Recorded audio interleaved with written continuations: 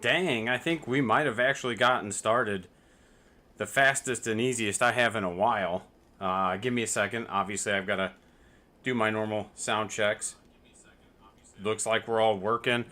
I'm still working with this new microphone, trying to get the settings dialed in. This thing is super intense, so I'll try to take these off again. We'll see how long that lasts.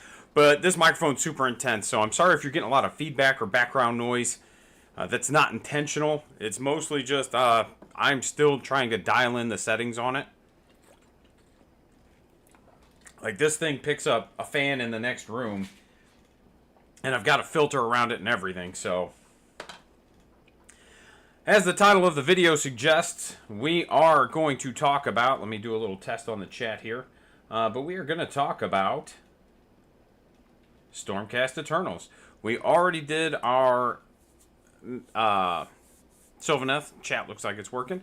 So if you're watching on YouTube, say hi to Twitch. If you're watching on Twitch, say hi to YouTube. But yeah, so we've already talked about Sylvaneth. We kind of dove into that. I wanted to dive into Stormcast, and I want to dive into Seraphon, because that's what Eli has, and Nighthaunt, that is what Izzy has, so I kind of want to look at their armies too. Those are my children, for those that don't know, and just get a good feel for what it is I'm going to need to help them with. But ultimately, I mean, the main thing is, I wanted to look at this because this is the new edition, new army for me. I got into AoS in 3rd edition, and Sylvaneth was kind of my first army. And then when we started ramping up and preparing for 4th, I was like, you know what? Let's take a look at Stormcast. I'd like to have an army in a game that actually gets new models sometimes. And it's not that Sylvaneth do or don't, or that other armies do or don't, but having played Orcs and Drukhari for 40k, like Drukhari occasionally get new models, and they don't really get the refresh that maybe some of the models need. They just got Mandrakes, but Grotesques are still out of print. Whereas, like if you play Space Marines, you're getting new stuff all the time. And, I know Space Marine players are probably like, yeah, all right, dude. Like, I'm tired of keeping up with it. But to me, like, cool, I would like that interaction sometimes, So I decided to hop on the Sigmarine train and figured we'd take a look at them, see how they interact. And it gives me something very different from the Sylvaneth, where the Sylvaneth are kind of very technical and a lot of movement-based stuff. The Marines, I keep calling them Sigmarines, the Stormcast seem to be a bit more straightforward. They don't really seem to have as much of the like movement shenanigans and stuff like that. But I've not really played more than one game with them, and that was in 3rd edition, and that was really like I just got my face kicked in playing one of my buddies that lives near me.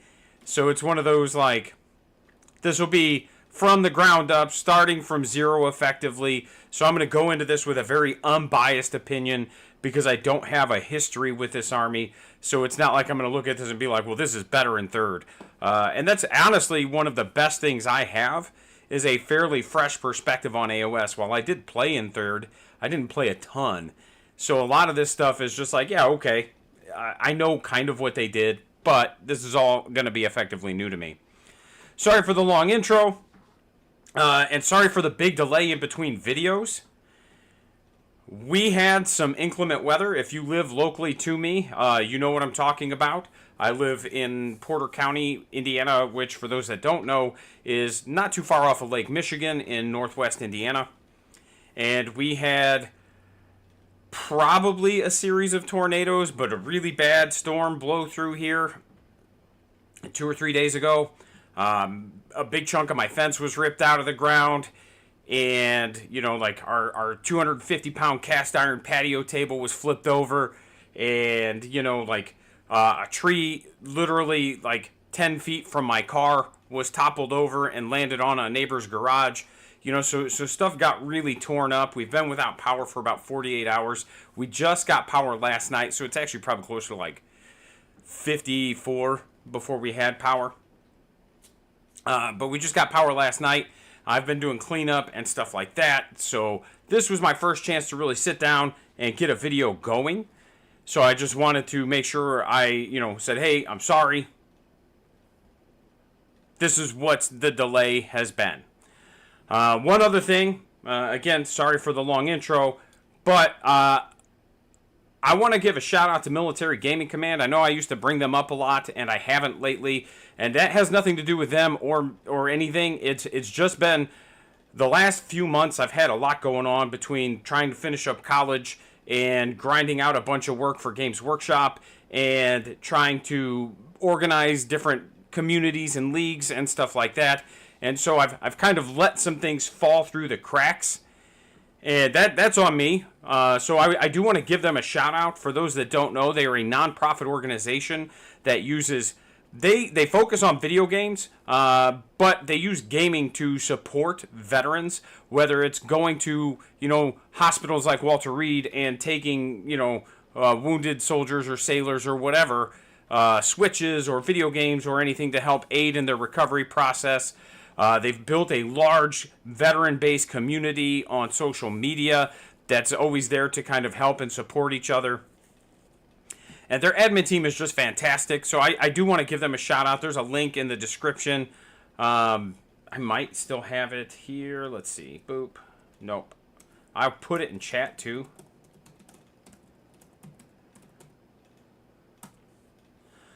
Link in the description and in the chat. So if you're interested, and I'll try to put it in the comments after the video's up. If you're interested, check them out.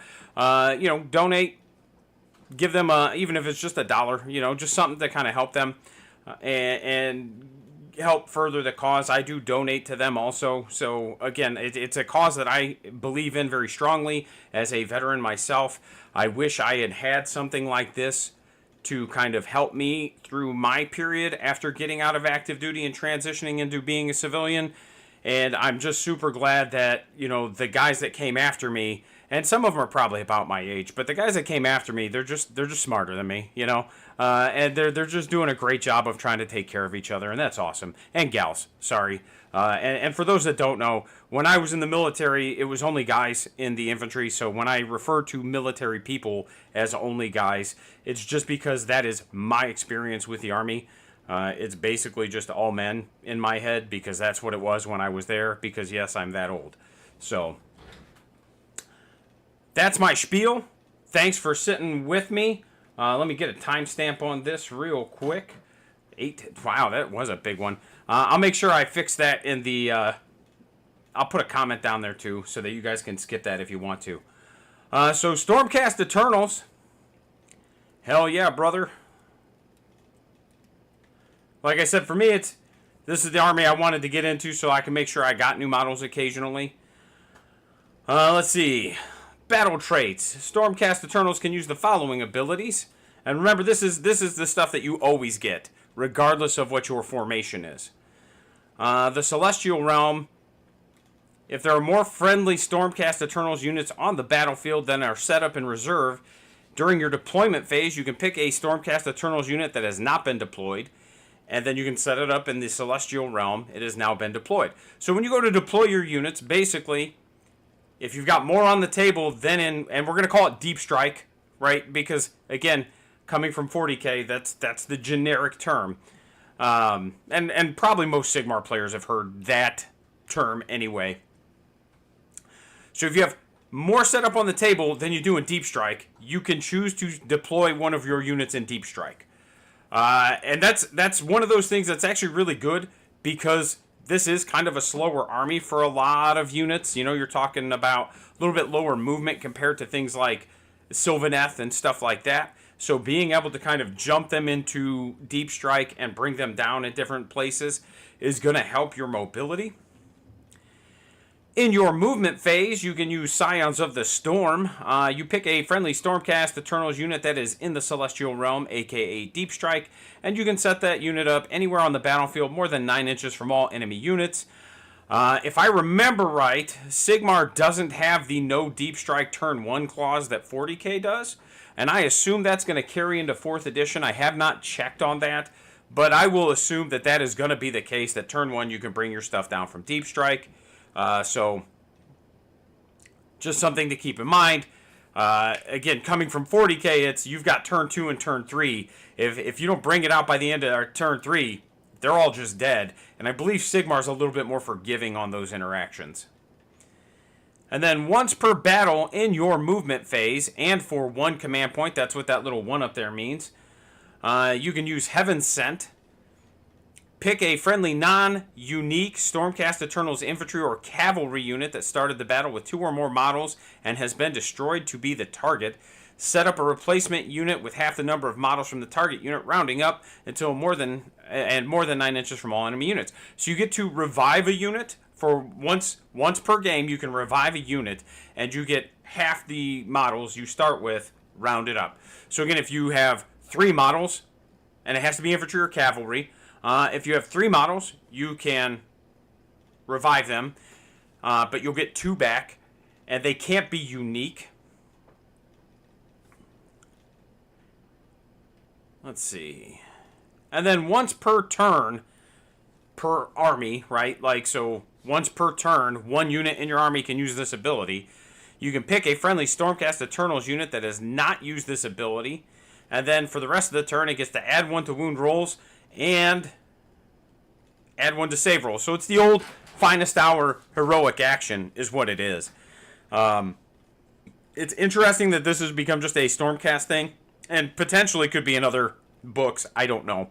It wasn't in Sylvaneth.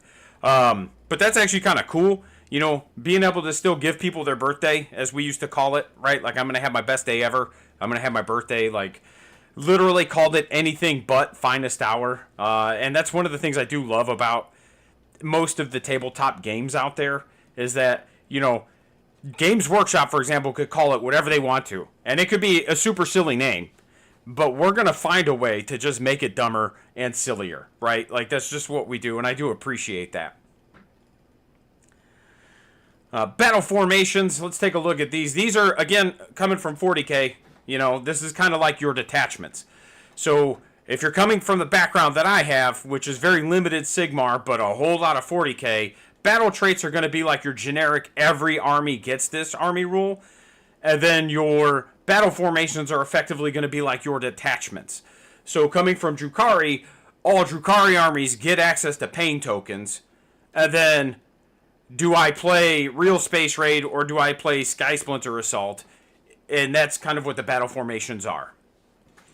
So you've got Sentinels of the Bleak Citadels, which has an ancient aura. You pick a friendly Ruination Chamber unit, and then that unit has a ward 5-up save for the rest of the turn, and that's once per turn in your army. I don't know what all the Ruination Chamber units are, so I can't really comment on how good or bad that's going to be.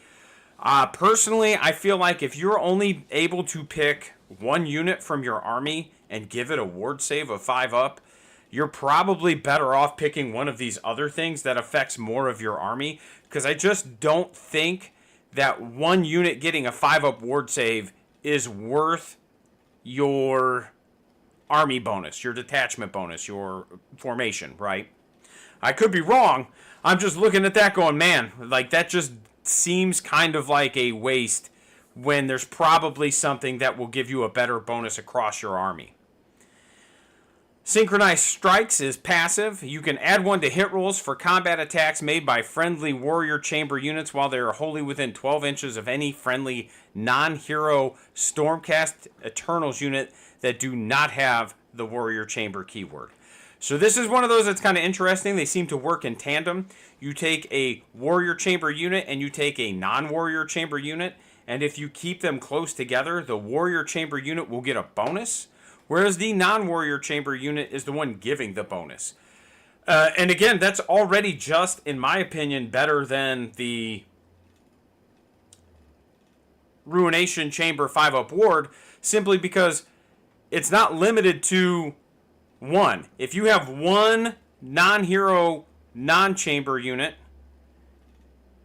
it can give that +1 to hit rolls to all of the friendly Warrior Chamber units within 12. Because it just says add 1 to hit rolls for attacks made by friendly Warrior Chamber units while they are wholly within any friendly, right? So you are going to have an always-on army bonus, and that to me is always just better than having a once-per-game army bonus or like a once-per-turn-per-unit type of thing. But again, that's just kind of how I approach the game. If you're telling me that I only get to do this one thing on one unit, and that's my whole army bonus, I'm going to pick something that affects my whole army, you know. Vanguard Wing, you get Peerless Maneuvers. These warriors are the precision weapon of the God King. You pick a friendly Vanguard Chamber unit that is not in combat. And again, I'd have to look. I don't know what the Vanguard Chamber units are yet. This is all new to me. You're getting my first look at this for the most part.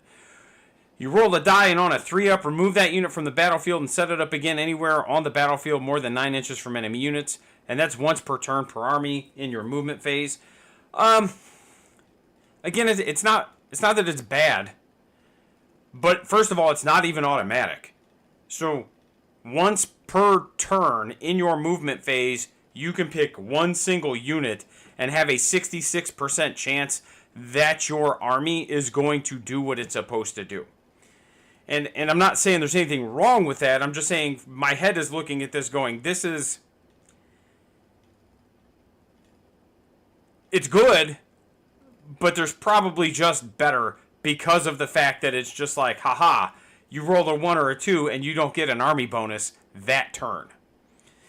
And, you know, it's not even like a 2-die roll where you at least have a curve and can really bank on the averages. It's a single die roll, so it has a flat, like, probability line. So it's just like, whatever happens, happens.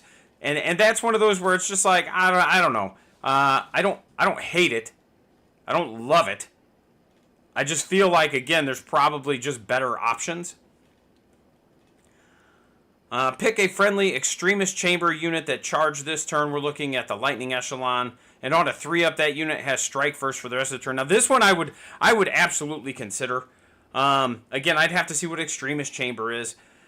Strike First is one of those abilities that, like, I understand why it's not automatic. Like, that's an extremely powerful ability to be able to just be like, I'm going to do my damage before anybody else does my damage or does their damage.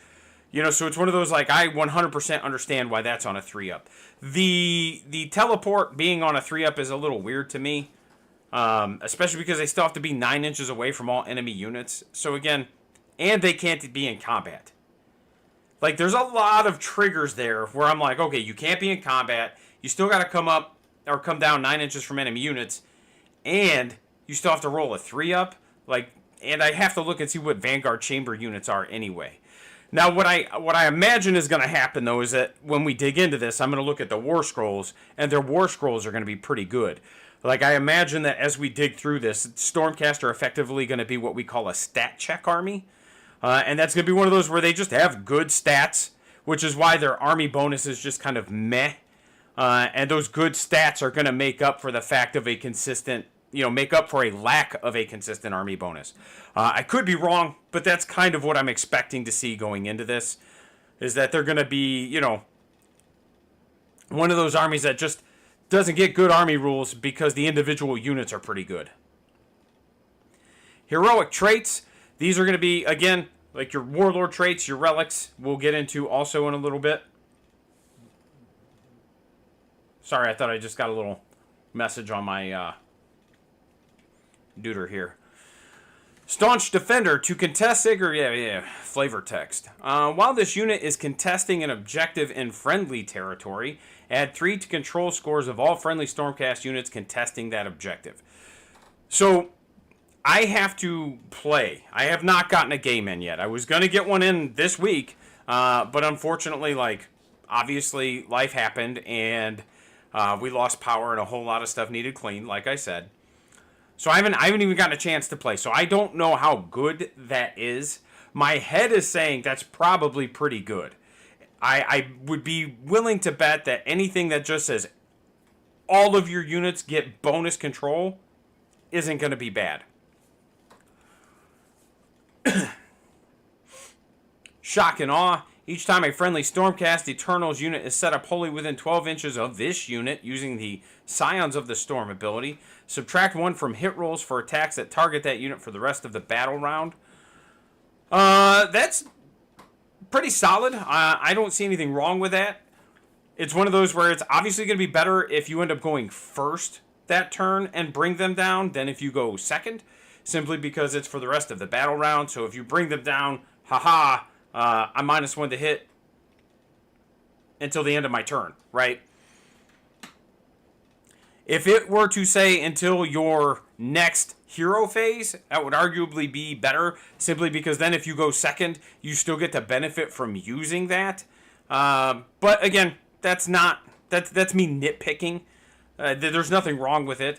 It just requires some planning and forethought. Because the flip side to that is if you go first and then get double turned, they're going to stay -1 to hit for an extra turn also. So it's one of those, like, there's pluses and minuses to it. And I'm just kind of nitpicking the wording. And then, let's see, your hero phase, Envoy of the Heavens. If a friendly unit was destroyed in the previous turn, pick a visible friendly Stormcast Eternals unit wholly within 12. Okay.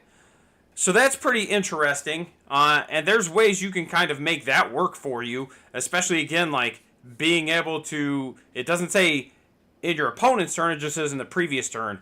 So again, you can charge with something, it can die, and as long as it meets all the triggers, you can still hand out that 5-up ward.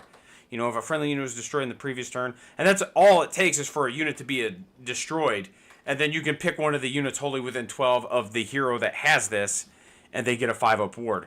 That's pretty solid, actually. And it's one of those where if there's a few different ways to hand out ward saves, then maybe the ward bonus isn't as kind of meh as I initially thought.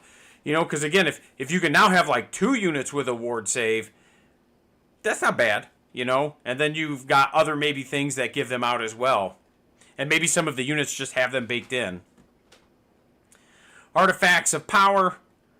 The Null Pendant. Pick an enemy unit in combat with this unit to be the target. Subtract 5 from the target's control score for the rest of the turn. Again, I feel like control score manipulation is going to be important. Just from what I've read, I don't have the practical experience or application yet to be able to be like, yeah, that's real good, we should do that. But just at a glance, I feel like control score manipulation is going to be pretty solid. Kind of like how in previous editions of 40k, being able to shut off OBSEC was important. So, again, if you've played a few games and I'm way off base, feel free to let me know in the comments, you know, because I won't be digging into this until probably this weekend now, simply because of what's the storms and everything. Once per battle in any combat phase, we're looking at Quicksilver Draft now. This unit has strike first for the rest of the turn. Again, once per battle, meh, but man, strike first. I'm telling you, you put that on the right thing, you're not going to be sad. At all. Especially, again, like if you've got different manipulations to give out strike first, 3-up strike first for your army, pretty solid. And I need to go back and look at those keywords. I don't remember what they were now. And then the Mirror Shield. This unit cannot be targeted by shooting attacks unless the attacking model is within 9 inches of it. Again, I'm a big fan of that. There's not a ton of shooting in Sigmar compared to some of the other games out there. And some of the shooting is devastating. I know there's some different interactions with regard to screening or lookout, sir. I'll have to dig back into those. But I know it's not exactly the same as it used to be. I want to say they've gone to more of like a 40k style screen rule, but I'd have to double check that. Spell lures. Let's see. Lightning Blast. Pick a friendly Stormcast Eternal Wizard to cast a spell, then pick the closest visible enemy unit to them that has not been picked to be the target of this ability this turn to be the target. If 2 or more visible enemy units are tied to be the closest, you can pick which is the target. Okay, it's just Smite. Cool. Thunder Shock. Pick a friendly Stormcast Eternals Wizard to cast this spell. Subtract 1 from wound rolls for the target's attack. Ooh. Hell yeah, that's meaty. And that's only on a 6. That's definitely worth Thunder Shock. Now, you still have to be pretty close. You got to be within 12. But, man, that's pretty meaty. -1 to wound is going to be real helpful. Starfall, pick a friendly Stormcast Eternals wizard to cast this, blah, blah, blah. Within 18. Till the start of your next turn, subtract 1 from the number of dice rolled when making charge rolls. So their spells look pretty good. Like, Smite is Smite. It is what it is. But both Starfall and Thundershock look really good. I like that. Prayer Lores. I don't know that I have any priests. I basically have, like, half the Skaven Tide box. And then, like, half of whatever the 3rd edition box is. Like, it's a slow build. I actually have most of it built. I don't have almost any of it painted. And it's almost all infantry. Let's see. Healing Storm. Pick a friendly Stormcast Eternals Priest. Heal D3 the target if the chanting roll was 8 or higher. What? Okay, so there must be some way to modify these. Again, I have not dug into this at all. Each visible. And again, Stormcast are multi-wound models, so again, healing is not a bad thing. That's pretty solid. Bless weapons, pick a friendly, blah, blah, blah, blah. Add 1 to the attacks characteristic. That's pretty meaty. That's really meaty. Adding 1 to the attacks characteristics of melee weapons. That's going to be pretty good, I think. And then translocation. Remove the target from the battlefield and set it up again. Okay, so it's just a teleport. So what I do like about these prayers is that they have multiple tiers. You've got, like, if you do it, you get this. But if you roll 8 or higher, you also get this. I think that's a pretty cool interaction. I like it. I like it a lot. And then Manifestation Lores, we're going to kind of skip through these because they just summon War Scrolls. So we can just look at the War Scrolls as we dig into them. Liberators, let's take a look at these. This is one of those that just got a new sculpt, if I remember right. They're in the Skaven Tide box. And they're super cool. Actually, hell yeah. I got my little handsome devils right here. I just started building on some of them. So, like, they get 2 attacks, but again, if you've got that prayer, you could give them 3 attacks each. They hit on 3s, they wound on 3s. Rend 1 damage, and then the Grand Hammer is just 2 damage. And then they do crit mortals. So again, they're pretty solid, and this is what I expected. 2 wounds, or 2 health. Control 1. So again, I do need to look at the control, but like I think that's going to be an important thing. Manipulating those control scores, I think, is going to be important. And a 3-up save. So again, that's what I expected, is when we get into this, they're going to have like pretty solid war scrolls, as opposed to just being, here's my good army rule. And then they can add 3 to their war or control score while it's contesting an objective wholly within friendly territory. So they can go to control 4. Pretty good. And it's one of those, like, all in all, they look pretty solid.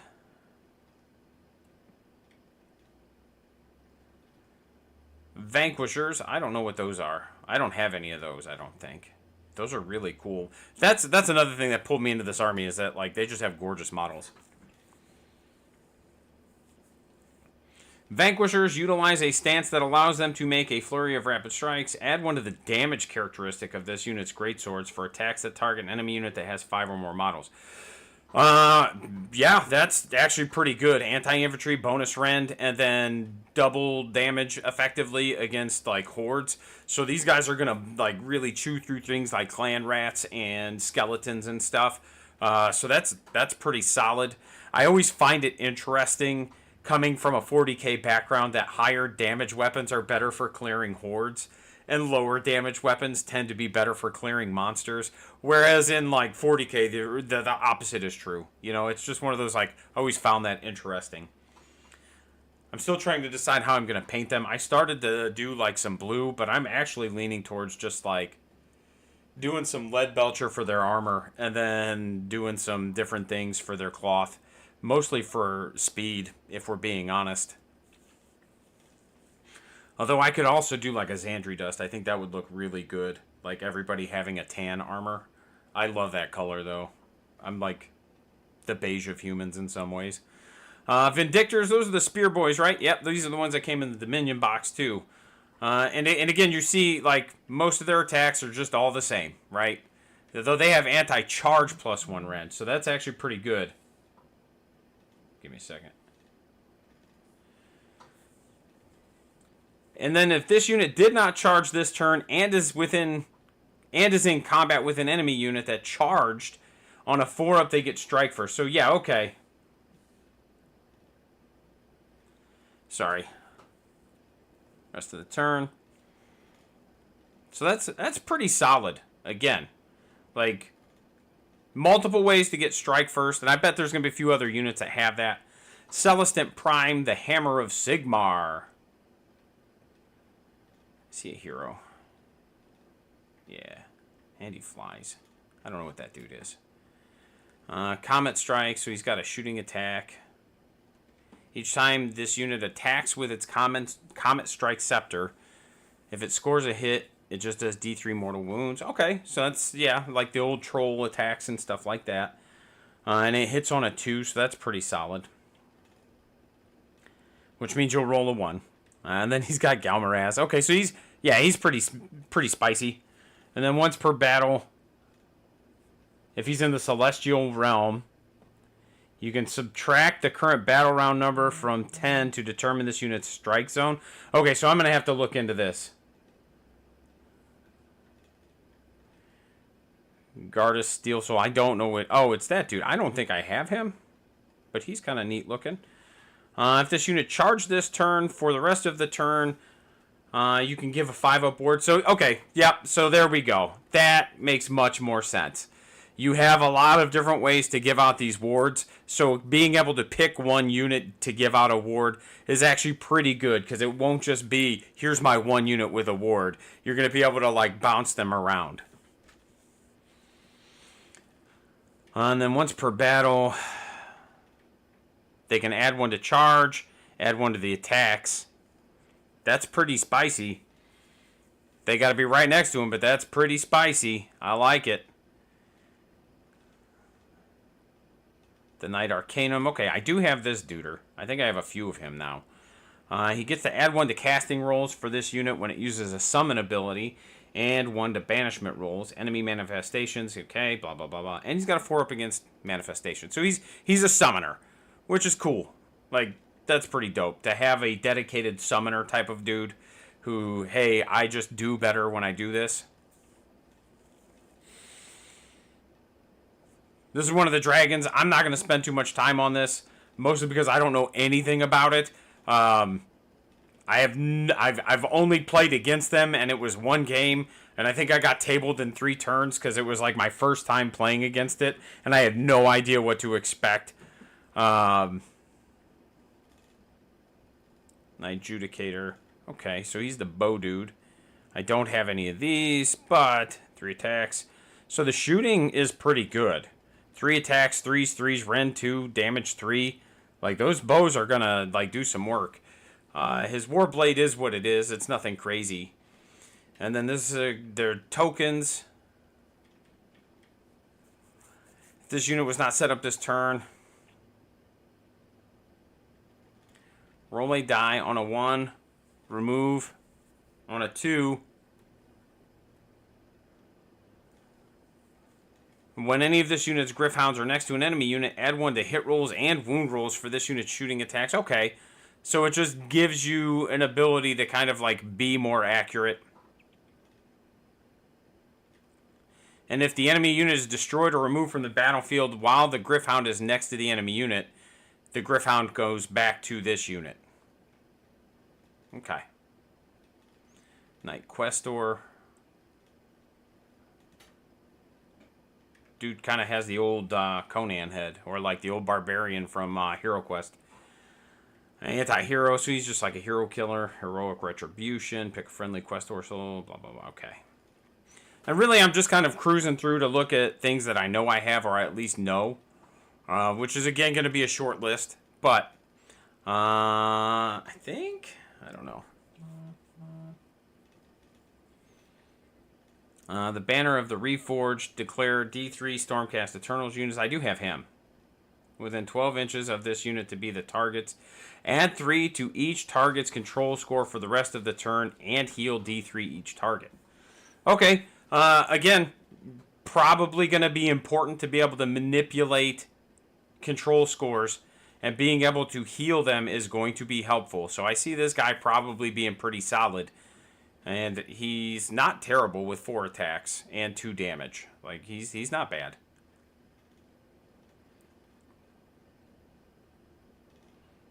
I don't know if this is the dude that I have that came in the Scaventide box, but we're going to look at him. He's got a heavy bolt storm pistol. I don't know if it is or not, because the one I have I don't think has a sword. I think he has an axe, but it could just be an optional build or like a different sculpt. Let's see. 5 attacks. Okay, pretty standard so far. Griff Chase. Yep. This unit can use shoot and or charge abilities even if it ran or retreated. Okay. So again, I'm a big fan of anything that lets you fall back and shoot and charge or advance and shoot and charge. So again, like, I'm sold already just based off of that ability. And then if this unit is not in combat, you can pick up the 2 friendly Vanguard Palladors units that are not in combat. And then they just teleport. Okay. So a lot of teleporting, it looks like, too. Lord Celestant.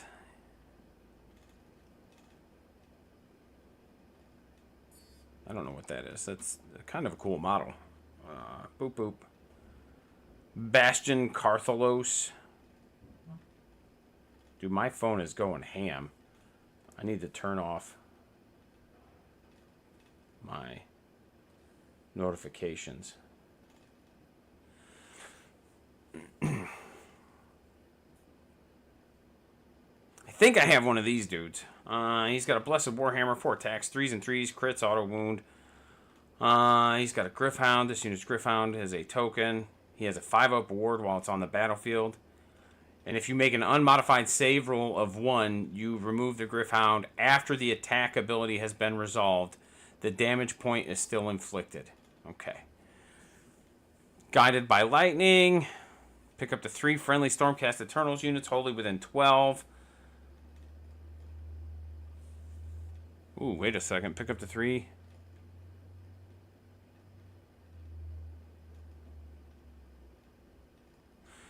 Ooh, that's pretty spicy. So you can, in your movement phase, once per battle, you can pick 3 Stormcast Eternals units wholly within 12 inches of him that were set up using Scions of the Storm ability to be the targets, and then each one can immediately move D3 inches. So that's going to make those charges a little easier. I like that. That's really good. With as much teleporting and warping as they seem to have with Scions of the Storm and everything else, having something to kind of help make those 9-inch charges a little easier, I like. Even if you roll a 1, an 8 is still statistically a lot more likely than a 9. So he's pretty good. Lord Relictor. Oh, I thought that was the model at first. I was just like, yeah, okay. That dude just looks like a 40k chaplain. And I always thought it would be really cool to build a 40k Space Marine army with a lot of Stormcast models. I always thought that those would make for just a gorgeous Space Marine army. He is a priest. That makes sense. And he adds 1 to his chanting rolls. Okay. Yeah, he just looks like a chaplain, so that makes sense. Lord Veritant. I don't have you. I don't know what you are. You're creepy looking. I don't love you. Let's see. Boom. And again, we're just kind of like smoking through a lot of these because there's a ton. And I'm just looking for things that I know. That's a neat model. I don't know what that is, but that's a neat model. That looks like an elf. Vandus Ham Hands. Okay. Yndrasta, I do have her. She's got Vengavar, 12-inch range, 1 attack, 3s and 2s. Rend 2, damage 4, anti-monster, bonus rend. And then in melee gets 2 attacks, 2s and 2s, Rend 2, damage 3. And then Blade of the High Heavens is 5 attacks. Good lord. So she's still pretty good with her 12-inch move and her 8 health. I also thought she'd make a really cool kit-bashed Celestine if you're a 40k player. It's one of those, like, Again, that's my background, so a lot of times I'm always making those parallels. She's got a save of 3. Yeah, she's pretty spicy. Double the damage characteristic of this unit's Thengavar. God dang. And it doesn't specify. It just says double for attacks that target monsters. So that's 8 damage in ranged and 6 damage in melee. That's terrifying. And then add 1 to the number of dice rolled when making charge rolls for this unit to a maximum of 3. So she gets 3 dice for charging base. Dazzling Radiance. Ignore negative modifiers to control scores. Yep, here we go. So that's going to be... I'm already kind of picking up that seems to be kind of the gimmick of Stormcast, is being able to layer those control scores and kind of like get your units on objectives and just like, haha, you don't get to modify my control score, and now I'm just going to pile on the modifiers. And again, this is just my first take. I could be way wrong, and there's probably other ways to play them. This is just like what I'm seeing right out the gate. Obviously, if you're doing like dragons or something, it might end up playing a lot differently. I don't know him. Krondis, I know what it is, but I don't know it. Lord Celestant on Stardrake. Holy cow, there's so many of these. Aether Wings. Annihilators, I got some of those. They've got Meteoric Hammers. 3 attacks, 3 threes, rend 1, 2 damage. So again, very, very standard. Pick an enemy unit that charged this turn and is in combat with this unit to be the target. Roll a die for each model in this unit. If any of the rolls are a 6, the target has strike last for the rest of the turn. So I'm assuming they're still in units of 3, and I'm assuming you can still reinforce them. So like a unit of 6 would mean you're going to average a strike last every turn as long as you have all 6. And then if they were set up this turn using the Signs of the Storm ability, pick 3 enemy units within 10 inches. Roll a d3 for each unit on a 2. Okay, so they still have the Deep Strike do mortals. But what's really cool is not only that, I've got to check the timing on these, but that just says in your movement phase. So I assume you could take that character, bring them down, move them d3 inches, then resolve their ability, then charge. So it's one of those, like, again, I have to kind of double check the timing on all of these things, but that's how I'm kind of seeing them. Gryph-hounds. Annihilators with Meteoric Grand Hammers.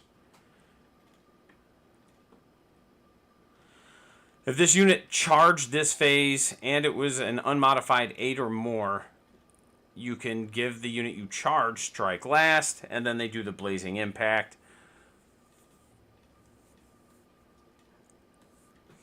That's pretty meaty. I mean, it's not going to go off. It's going to fail more often than it goes off, but that's still pretty meaty. And it will be reliable enough that your opponent is going to have to kind of account for it. Concussors, I don't know them. If it's cavalry, I probably don't know them, if we're being honest. Fulminators. Tempestors. Praetors. I have some of these duders.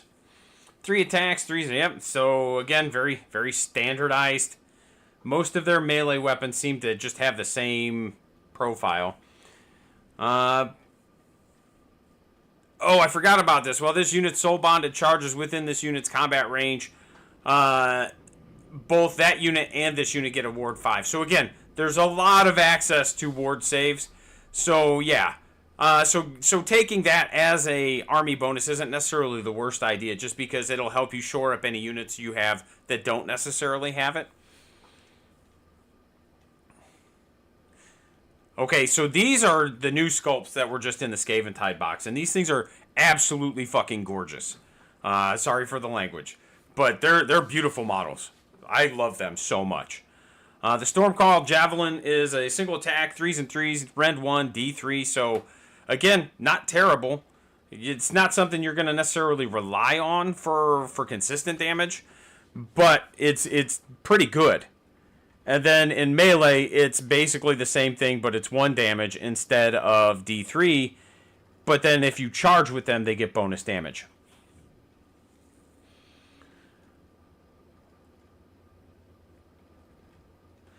Once per turn as a reaction, if this unit was picked as the target of a non-core ability, you make a resistance roll of D6, and on a 4-up, the ability has no effect. So again, pretty good. Anything that's just like, nah, dog, you don't get to do that to me, even if it's a 50-50 die roll, pretty good. Dispersed formation, they have a coherency range of 2 inches, which is also pretty good. And then they add 1 to the number of dice rolled when making charge rolls. So again, I love these things. I think they're fantastic models. I think they're fantastic as a unit. I could see them really seeing a lot of table time. There's nothing about them that says to me these are bad. Stormstrike Chariots, Vanguard Hunters. No, I don't have those. Paladors with Starstrike Javelins. Okay, again. They have so many cavalry units. Again, I come from a background of Drukhari and Orcs. And Orcs actually used to have a lot of data sheets. They just lost a ton of them. But Drukhari, man, like, we're talking... There's not a lot there. And even, like, playing Sylvaneth, there's not a lot there. So, like, I'm digging through this, and I'm just like, holy cow, are we ever going to get to the end? And it's not a complaint. It's just one of those, like, I forgot. Vigilers. Those are cool. I've not seen those. I don't think I've ever even seen them on the table. Questor Soulstorm. Well, that is a heckin' cool model, friend. This must be one of the... Yep. Storm of Vengeance does 12 attacks, 4s and 4s, rend 1, damage 1, crits auto wound. Subtract 1 from hit rolls for shooting attacks made by enemy units within 12. That is just a cool model. Like, now I want this just so I can have that model. Like, that thing is absolutely awesome. Deus Arcanum. That's less cool. And I'm not complaining. It's just one of those, like, to go from this to here's my dinner plate was just like, oh, okay. Well, the unit was picked to be... I'm not reading this wall of text right now. Everblaze Comet. That one's cool, though. If this manifestation was summoned this phase, pick any number of enemy units within 6 inches of it to be the target. On a D3 2-up, you do mortal wounds. Subtract 1 from casting rolls for enemy wizards while they're within 12 of this. Not bad. And it's 5 wounds. You banish it on a 6. Interesting. It doesn't have a move.